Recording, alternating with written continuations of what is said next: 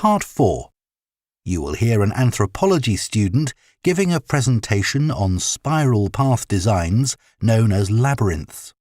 First, you have some time to look at questions 31 to 40.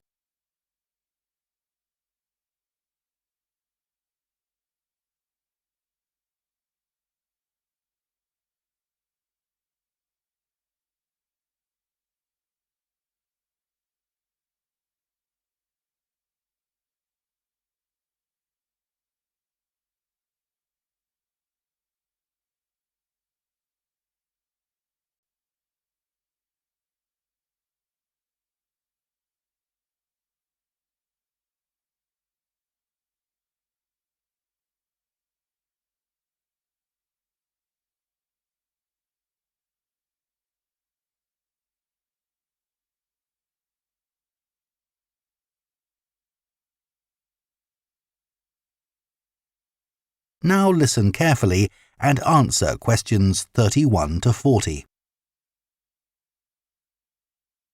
Labyrinths have existed for well over 4,000 years. Labyrinths and labyrinthine symbols have been found in regions as diverse as modern-day Turkey, Ireland, Greece, and India. There are various designs of labyrinth, but what they all have in common is a winding spiral path which leads to a central area. There is one starting point at the entrance, and the goal is to reach the central area. Finding your way through a labyrinth involves many twists and turns, but it's not possible to get lost, as there is only one single path. In modern times, the word labyrinth has taken on a different meaning and is often used as a synonym for a maze. A maze is quite different, as it is a kind of puzzle with an intricate network of paths. Mazes became fashionable in the 15th and 16th centuries in Europe and can still be found in the gardens of great houses and palaces. The paths are usually surrounded by thick, high hedges so that it's not possible to see over them. Entering a maze usually involves getting lost a few times before using logic to work out the pattern and find your way to the centre and then out again. There are lots of dead ends and paths which lead you back to where you started. The word maze is believed to come from a Scandinavian word for a state of confusion. This is where the word amazing comes from. Labyrinths, on the other hand, have a very different function. Although people now often refer to things they find complicated as labyrinths, this is not how they were seen in the past. The winding spiral of the labyrinth has been used for centuries as a metaphor for life's journey. It served as a spiritual reminder that there is purpose and meaning to our lives, and helped to give people a sense of direction. Labyrinths are thought to encourage a feeling of calm, and have been used as a meditation and prayer tool in many cultures over many centuries. The earliest examples of the labyrinth spiral pattern have been found carved into stone, from Sardinia to Scandinavia, from Arizona to India to Africa. In Europe, these spiral carvings date from the late Bronze Age. The Native American Pima tribe wove baskets with a circular labyrinth design that depicted their own cosmology. In ancient Greece, the labyrinth spiral was used on coins around 4,000 years ago. Labyrinths made of mosaics were commonly found in bathhouses, villas, and tombs throughout the Roman Empire. In northern Europe, there were actual physical labyrinths designed for walking on.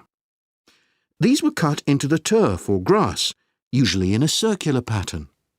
The origin of these walking labyrinths remains unclear, but they were probably used for fertility rites, which may date back thousands of years. 11 examples of turf labyrinths survive today, including the largest one at Saffron Walden, England, which used to have a large tree in the middle of it.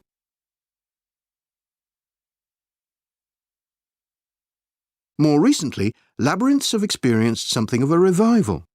Some believe that walking a labyrinth promotes healing and mindfulness, and there are those who believe in its emotional and physical benefits, which includes slower breathing and a restored sense of balance and perspective.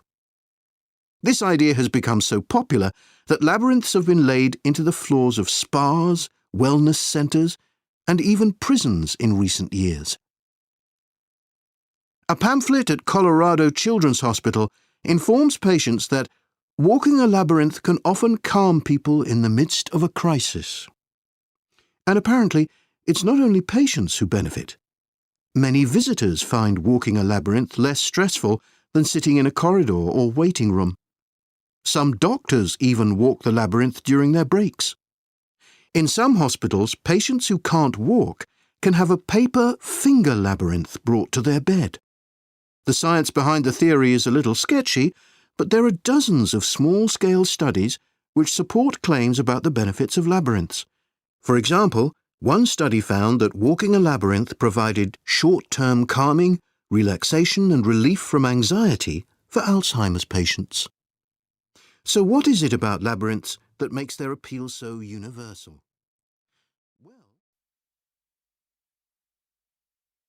That is the end of Part 4. You now have 1 minute to check your answers to Part 4.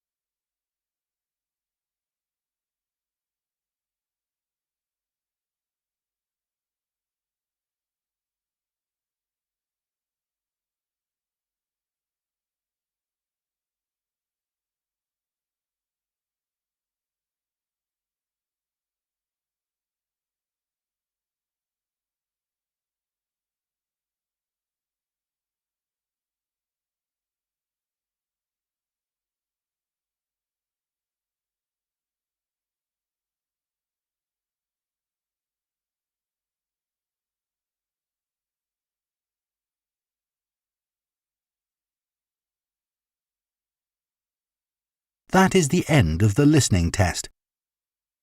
In the IELTS test, you would now have 10 minutes to transfer your answers to the answer sheet.